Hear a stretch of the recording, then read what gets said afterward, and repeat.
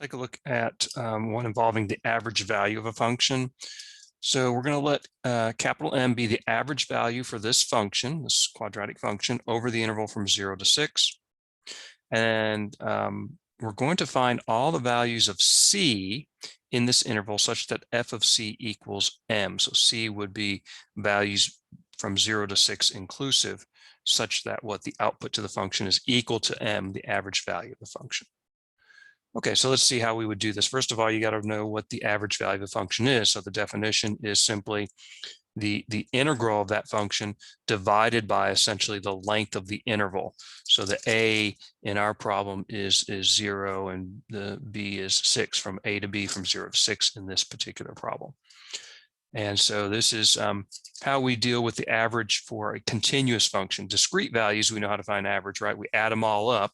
That's basically what the summation is doing in a sense.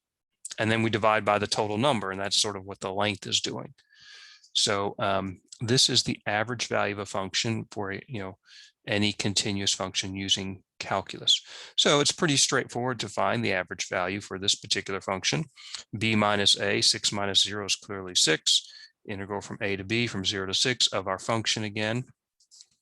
And then pretty easy to find the antiderivative of this function. I hope this makes sense for everyone right away. Then we plug in 6.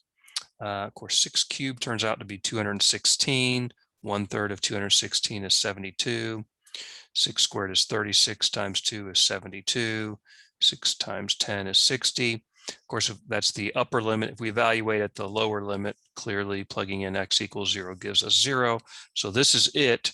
In parentheses here simplifies down to just 60.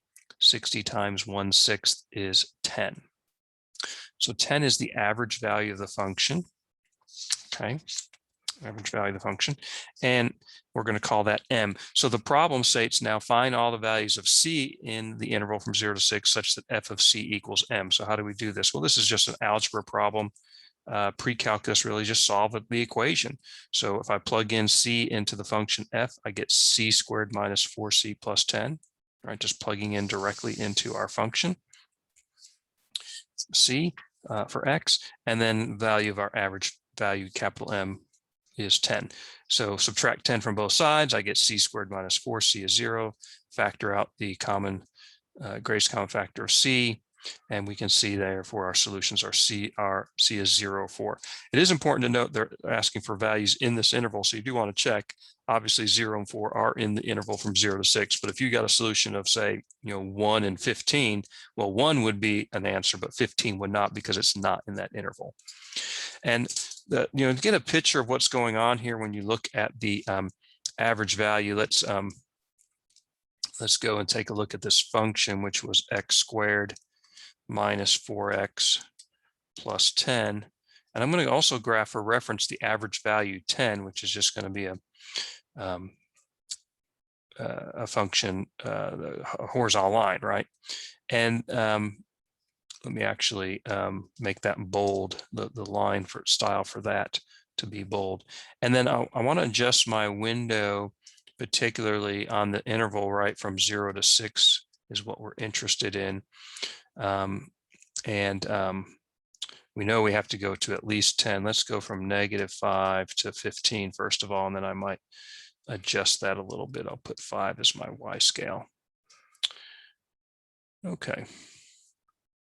So here it is. So what we're saying is, if I were to actually integrate, so let me just say this first of all, the connection, what is the average value?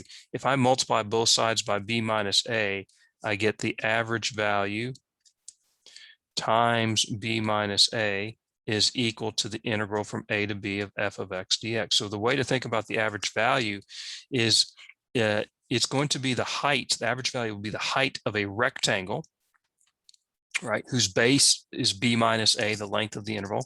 F of average would be the height of the rectangle, and the area of that rectangle is equal to the area under the curve of the function f of x over that interval. So if I look at the area under our parabola from here to here, right, from here to here, if I were to shade that area, and actually it would go a little bit higher. I might need to open my window up a little bit higher because it continues up here, right, from 0 to 6, right, shade in all that area, okay. Let's actually make our window a little bit higher here from 15. Let's go up to 20.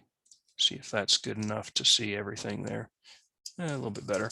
But at any rate, if I were to shade all the area under this curve, well, it turns out the area under this, look at the solid line, that's the average, our average value. This rectangle with this, with the x-axis and that solid line, the area of that rectangle should be equal to the area under the curve. Basically, it means if you think about it, you know, if you could take this region here from your calculator and cut it off, and you could stuff all that area into this little crescent shaped slice in here, and it should be equal. Okay. Also, you can see clearly where the function equals the average value of the function, right? At x equals 0, it's the same, and at x equals 4, right, it's the same. And that's what we were finding, the values of input where the function is equal to the average value. Okay, so I hope this kind of clarifies some of these type of problems involving the average value.